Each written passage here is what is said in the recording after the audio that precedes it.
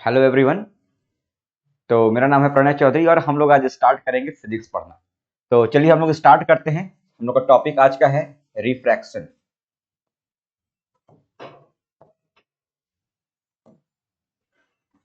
तो सारे लोग स्टार्ट करने से पहले थोड़ा सा मुस्कुराइए और अपना कॉपी पेन निकालिए। और सब कोई समझते हैं पहले कि हम लोग का रिफ्रैक्शन है क्या। तो सबसे पहले व्हाट इज रिफ्रैक्शन। तो refraction is bending of light when it travels from one medium to other medium।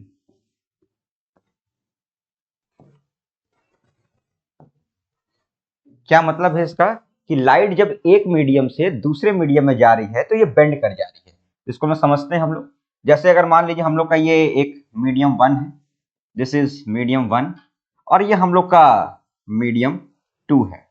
अब दो मीडियम को उनको बीच में कहते हैं कहाँ पे ये अंतर हो रहा है, इसको दिखाने के लिए हम लोग एक बाउंड्री बनाते हैं।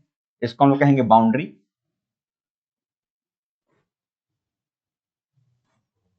और यहाँ पे जो रे आ रही है इसको हम लोग बोलते हैं इंसिडेंट रे, आने वाली ray incident ray.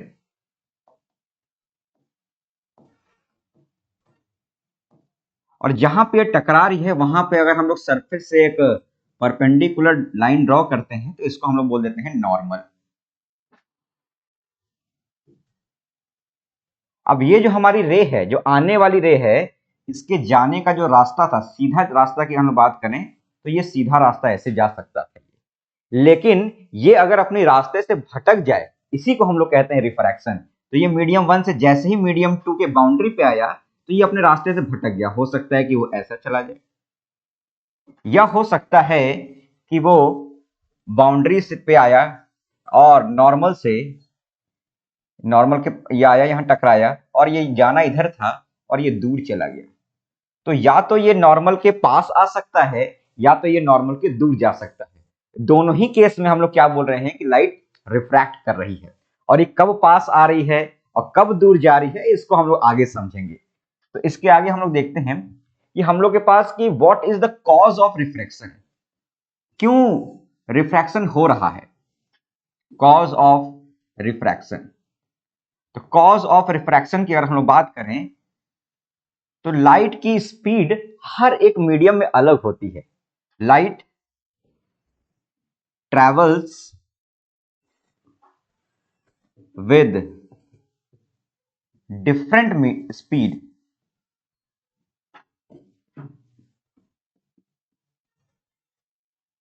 In different mediums.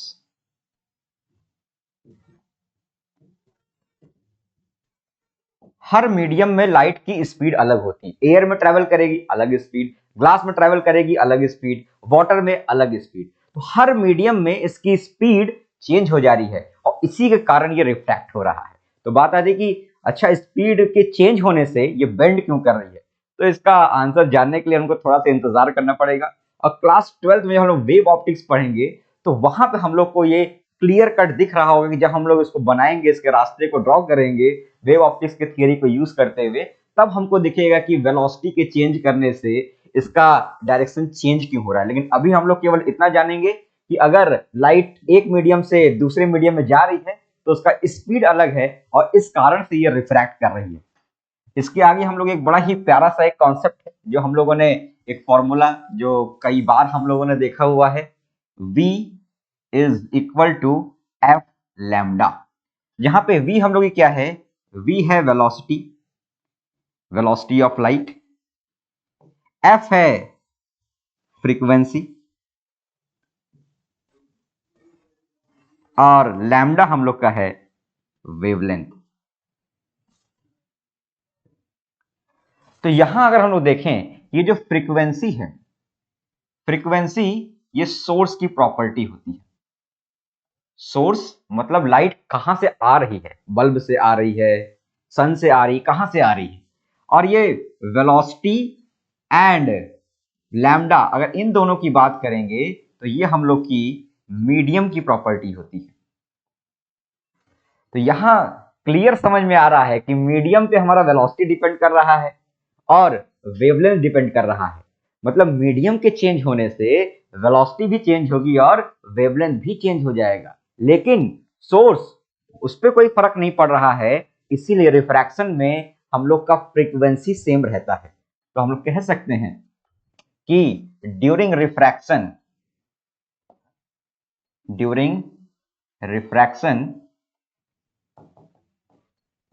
Frequency हम लोग का अनचेंज्ड है, क्योंकि ये सोर्स पे डिपेंड कर रहा है, और वेलोसिटी एंड लैम्डा ये हम लोग का चेंज हो जा रहा है, क्योंकि ये हम लोग का मीडियम पे डिपेंड कर रहा है। ठीक है, चलिए तो हम लोग आगे बढ़ते हैं। अब बात आ रही है कि यहां पर हम लोग एक टर्म देखेंगे, ऑप्टिकल डेंसिटी। ऑप्टिकल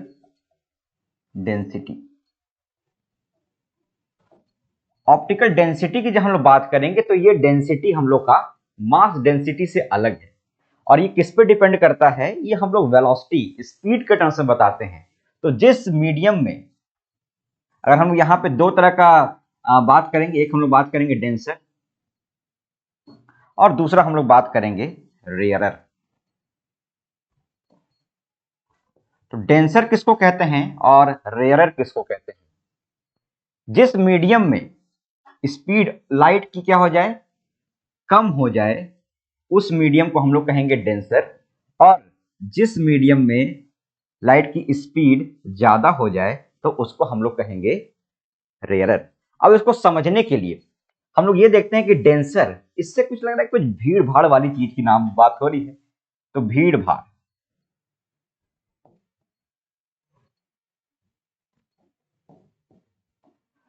तो भीड़ भाड़ जहां पे ज्यादा है उसको हम लोग क्या कह रहे हैं, ये हम लोग का डेंसर है।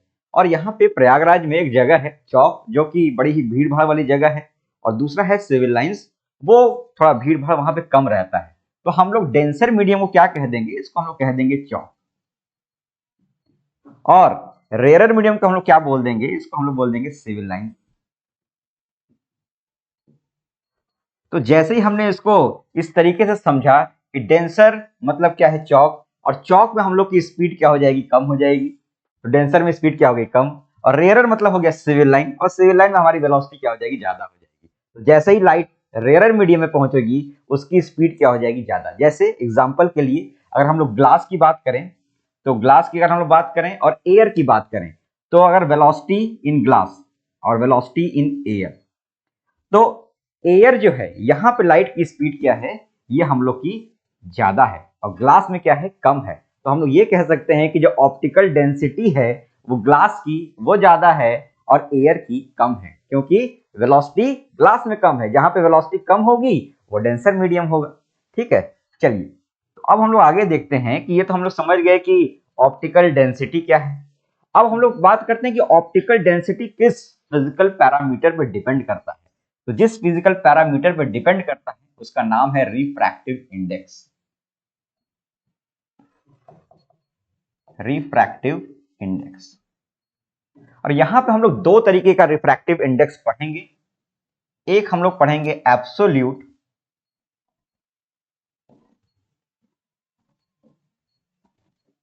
और दूसरा हम लोग पढ़ेंगे रिलेटिव।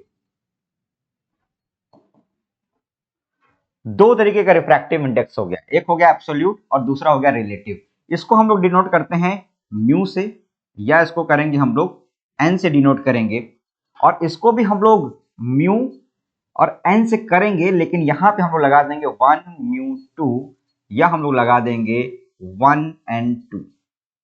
और इसका क्या मतलब है, जैसे हमने बोल दिया कि यहां पे हमारी लाइट अगर मीडियम 1 से मीडियम 2 में जा रही है लाइट हमारी, तो इसको हम लोग लिखते हैं 1 म्यू 2। और इसको पढ़ेंगे क्या, इसको हम लोग बोलते हैं रिफ्रैक्टिव इंडेक्स ऑफ मीडियम 2, जिस मीडियम में लाइट गई है विद रिस्पेक्ट टू मीडियम 1। तो यहां पे जब भी हम लोग बात करेंगे रिलेटिव, रिलेटिव का मतलब एक से ज्यादा, रिलेट कर रहे हैं हम लोग कुछ, और एब्सोल्यूट में क्या है, यहां पर भी हम लोग रिलेट करते हैं, लेकिन वो रिलेट करने वाली जो मीडियम है वो फिक्स हो गई है। ये विद रिस्पेक्ट टू एयर होता है, ये विद रिस्पेक्ट टू हम लोग का एयर होगा।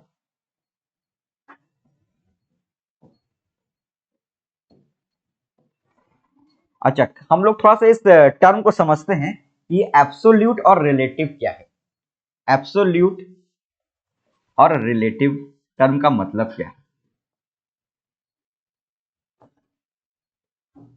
तो अगर अलग अलग लोगों से पूछने पे आंसर सेम मिले, हमेशा आंसर सेम मिले, तो वो एब्सोल्यूट, और अगर आंसर चेंज हो जाए तो वो रिलेटिव।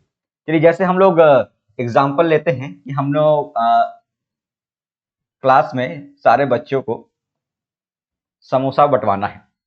अब जब समोसा चाहे कोई भी लेने गया, तो सारे बच्चों को जो उसका जो प्राइस है, चाहे कोई भी लेने गया, मान लेते हैं कि 100 बच्चे हैं क्लास में और 100 बच्चे से किसी को भी भेज दिया गया, तो सबको एक समोसे का जो प्राइस था वो हमने बोल दिया कि 5 रुपए था। तो इसका मतलब क्या है कि कोई भी लेने जाए 100 बच्चों में से उनको ये 5 रुपए का मिल रहा है, तो ये क्या हो गया, ये एब्सोल्यूट हो गया।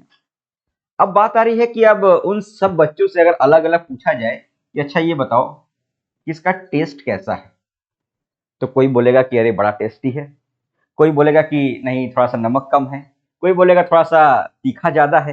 तो सबका जो टेस्ट है वो अलग अलग है, वो डिफरेंट है। यहाँ पे सबसे पूछने पे जो टेस्ट के बारे में जो कमेंट्स मिल रहा है वो डिफरेंट मिल रहा है, इसलिए टेस्ट कैसा हो गया, ये एक रिलेटिव टर्म हो गया, और प्राइस कैसा टर्म हो गया हम लोग का, ये एब्सोल्यूट टर्म हो गया। ठीक है, तो चलिए अब हम लोग थोड़ा सा बात करते हैं कि एब्सोल्यूट रिफ्रैक्टिव इंडेक्स को हम लोग पहले देखते हैं कि what is absolute refractive index. Absolute refractive index, जिसको हम लोगों ने अभी बताया था क्या, म्यू से डिनोट करेंगे। तो इसको कैसे डिफाइन करते हैं हम लोग, ये हम लोग का रेशियो है। किसका रेशियो है ये हम लोग का, ये हम लोग का mu is the ratio of speed of light in vacuum और air upon speed of light in medium. ये हम लोग का एयर या वैक्यूम में है स्पीड, जिसको हम लोग सी से डिनोट करते हैं, और वी हम लोग का क्या है, ये हम लोग का जिस मीडियम की हम लोग को रिफ्रैक्टिव इंडेक्स चाहिए उस मीडियम में लाइट की वेलोसिटी है। तो यहाँ पे हम लोग को दिख रहा है कि हम लोग का फॉर्मूला हो गया है mu is equal to C upon V. अब सी की वैल्यू हम सबको पता है कि सी की वैल्यू कितनी होती है हम लोग की, 3 × 10⁻8 मीटर पर सेकेंड। एयर में या वैक्यूम में जो इसकी स्पीड है लाइट की, वो हम लोग की है सी, दैट इज 3 × 10⁻8 मीटर पर सेकेंड। और एयर और वैक्यूम में ही लाइट सबसे फास्टेस्ट ट्रेवल करती है, किसी दूसरे मीडियम में इसकी स्पीड थोड़ी कम हो जाएगी। तो यहां से हम लोग को ये देखने को मिल रहा है कि सी हम लोग का क्या हो गया, ये तो फिक्स हो गई, इसकी वैल्यू तो चेंज होनी नहीं है। इसका मतलब कि जो म्यू हम लोग का है, mu is inversely proportional to velocity. तो इसका क्या मतलब है कि अगर हम लोग देखेंगे कि अगर म्यू ज्यादा है तो वहां पे वेलोसिटी क्या हो जाएगी, कम हो जाएगी, और जहां पे हमारा म्यू कम है वहां पे वेलोसिटी ज्यादा हो जाएगी। और वेलोसिटी कम कहां पे थी, वेलोसिटी कम हम लोग की थी चौक में। चौक मतलब क्या हो गया, डेंसर मीडियम। और वेलोसिटी ज्यादा कहां पे थी हम लोग की, ये हम लोग की थी सिविल लाइंस में। मतलब ये हम लोग का हो गया रेयरर मीडियम। तो यहां हम लोग देख सकते हैं कि म्यू अगर ज्यादा है तो वो डेंसर मीडियम है, और म्यू अगर कम है तो वो हमारा रेयरर मीडियम है। तो म्यू ही वो पैरामीटर है जो हमारे ऑप्टिकल डेंसिटी के बारे में बताता है। तो अब हम लोग यहाँ पे देखेंगे कि अगर एक चीज, अगर हम म्यू की बात करें, अब हम लोग चाहते हैं कि म्यू की हम लोग को मिनिमम वैल्यू मिल जाए। तो म्यू की अगर हमको मिनिमम वैल्यू चाहिए तो सी तो फिक्स हो गया है, इसका मतलब हम लोग चेंज किसको कर सकते हैं, वी को। तो वी को अगर हम लोग मैक्सिमम कर दें तो हमारा म्यू मिनिमम मिल जाएगा। अब वी की मैक्सिमम वैल्यू है क्या, what is the maximum value of V. हमने अभी बताया कि लाइट की मैक्सिमम स्पीड सी होती है जो कि एयर या वैक्यूम में है। तो अगर हम लोग यहाँ पे रख देंगे सी डिवाइड बाई सी, तो ये कट गया और हमको मिल गया 1। तो यहाँ पे हमको म्यू की मिनिमम वैल्यू क्या दिख रही है कि म्यू की मिनिमम वैल्यू हम लोग की क्या है, ये 1 है। तो अगर हम लोग यहां पे देखें कि म्यू की मिनिमम वैल्यू 1 है, मतलब म्यू 1 से छोटा नहीं हो सकता, बड़ा हो सकता है, या 1 के बराबर हो सकता है। तो हम लोग को ये हमेशा ध्यान रखना है कि जब भी हम लोग म्यू की बात करेंगे, और कौन सी म्यू की बात कर रहे हैं हम लोग, ये हम लोग का एब्सोल्यूट रिफ्रैक्टिव इंडेक्स है, ये हमारा या तो 1 होगा या तो 1 से ज्यादा होगा। ये हम लोग को हमेशा याद रखना है। और हमको क्या याद रखना है, हमको कुछ रिफ्रैक्टिव इंडेक्स हम लोग को याद रखना है, जैसे एयर का रिफ्रैक्टिव इंडेक्स क्या हो जाएगा, अभी हमने देखा कि speed of light in air divide by speed of light in air, वो हम लोग का 1 आ जाएगा। तो ये तो अपने से ही याद हो गया। अब हम लोग को म्यू याद रखना है वाटर का। तो वाटर का रिफ्रैक्टिव इंडेक्स क्या हो गया हम लोग का, ये 4/3 हो गया। और रिफ्रैक्टिव इंडेक्स अगर हम लोग बात करें ग्लास की, तो ग्लास का रिफ्रैक्टिव इंडेक्स हम लोग का होगा 3/2। अच्छा, इन सब में कहीं पर भी यूनिट नहीं लिखा है। क्यों नहीं यूनिट लिखा है, क्योंकि म्यू हम लोग का क्या है, speed of light in air, मतलब यहां पे इसकी यूनिट क्या हो जाएगी, मीटर पर सेकंड ऊपर, और नीचे भी क्या है, मीटर पर सेकंड। तो मीटर पर सेकंड से मीटर पर सेकंड कटा, ही क्या है, कुछ नहीं बचा, मतलब ये यूनिट लेस है। तो रिफ्रैक्टिव इंडेक्स कैसा है हम लोग का, ये this is unit less quantity. तो ये हम लोग याद रखेंगे। रिफ्रैक्टिव इंडेक्स ऑफ एयर 1 है, रिफ्रैक्टिव इंडेक्स ऑफ वाटर 4/3 है, रिफ्रैक्टिव इंडेक्स ऑफ ग्लास 3/2 है। चलिए एक सवाल करते हैं हम लोग। तो सवाल हम लोग देखेंगे कि what is speed of light in glass. Glass में हम लोग को रिफ्रैक्ट स्पीड निकालना है लाइट का। तो हमारे पास क्या फॉर्मूला हमारे पास है, mu is equal to c/v, और हम लोग को निकालना क्या है, हमको निकालना है v। तो v हम लोग का हो जाएगा c/म्यू। c की वैल्यू हमको पता है 3 इंटू 10⁸, और म्यू ऑफ ग्लास अभी हम लोगों ने देखा कि इसको याद करना है, इसकी वैल्यू कितनी है 3/2। तो 3 से 3 कट गया, और क्या बचा हम लोग का ये बच गया 2 इंटू 10⁸ मीटर पर सेकेंड। नेक्स्ट क्वेश्चन देखते हैं, एक और एकदम बिल्कुल खिलौना सवाल, बिल्कुल इसी तरह से। What is speed of light in water. Water में इसकी स्पीड क्या हो जाएगी, चलिए देखते हैं। फिर से हमारे पास फिर से फॉर्मूला क्या है, mu is equal to c/v, मतलब v इज इक्वल टू c/म्यू। c की वैल्यू 3 इंटू 10⁸, और म्यू की वैल्यू हमने देखा था क्या था, ये 4/3। तो ये हो जाएगा हम लोग का 9 इंटू 10⁸ डिवाइडेड बाई 4। तो इसको डिवाइड करेंगे हम लोग, तो ये हम लोग का आ जाएगा 2.25 इंटू 10⁸ मीटर पर सेकेंड। तो इस तरीके से हमने देखा किस तरह से हम लोग इस सवाल को सॉल्व कर सकते हैं बहुत ही आसानी से। ठीक है, तो आज हम लोगों ने रिफ्रैक्शन के बारे में देख लिया कि रिफ्रैक्शन क्या है। मीडियम को हमने जाना कि दो तरह का हमारे पास मीडियम होता है, optically rarer and optically denser. दो तरह का रिफ्रैक्टिव इंडेक्स है, absolute refractive index and relative refractive index.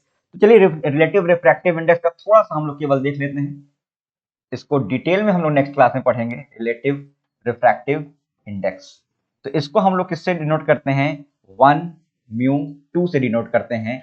और क्या मतलब है इसका, जैसे हमने बोल दिया कि हमारा मीडियम 1 है, और मीडियम 1 से मीडियम 2 में लाइट जा रही है, यहाँ पे वेलोसिटी इसकी v1 है, यहाँ पे इसकी वेलोसिटी v2 है। तो इसको हम लोग डिनोट करेंगे v1/v2 से। अब यहाँ पे हम लोग का जो ये v1 और v2 है, ये अलग अलग हो सकता है कि हमारा जो सेकंड मीडियम है, इसको हम पढ़ते क्या है हम लोग, इसको हम लोग पढ़ेंगे refractive index of medium 2 with respect to medium 1। दूसरे वाले का जहां पे लाइट जा रही है, रिफ्रैक्टिव इंडेक्स उसका है, विद रिस्पेक्ट टू जहां से लाइट जा रही है, वन से लाइट जा रही थी। तो अब मान लेते हैं कि 2 वाला हमारा ग्लास है और जो 1 वाला हमारा है वो हमारा एयर है। तो इसको क्या लिखेंगे हम लोग, ए म्यू जी, मतलब refractive index of glass with respect to air. अगर हम लोग क्या कर दें, फर्स्ट वाले मीडियम को चेंज करके हम लोग वाटर कर दें तो क्या हो जाएगा हम लोग का ये डब्ल्यू म्यू जी। और ये रिफ्रैक्टिव इंडेक्स ये भी ग्लास का है, ये भी ग्लास का है, लेकिन ये विद रिस्पेक्ट टू एयर है और ये विद रिस्पेक्ट टू वाटर है, और दोनों की वैल्यू क्या रहेगी, अलग रहेगी। और हमने देखा था कि रिलेटिव में अलग हो जा रही है, अगर मीडियम चेंज हो गया तो अलग हो गई। लेकिन पिछले वाले केस में क्या था, एब्सोल्यूट के केस में कि हमारा जो पहला मीडियम था वो हमने मान के रखा था कि या तो एयर है या तो वैक्यूम है, वो फिक्स कर दिया था, इसलिए एब्सोल्यूट रिफ्रैक्टिव इंडेक्स हम लोग का फिक्स हो गया था। तो चलिए आज के लिए इतना ही, इसके आगे हम लोग रिलेटिव रिफ्रैक्टिव इंडेक्स को और डिटेल में देखेंगे। तब तक पढ़ते रहें, मुस्कुराते रहें। Thank you everyone.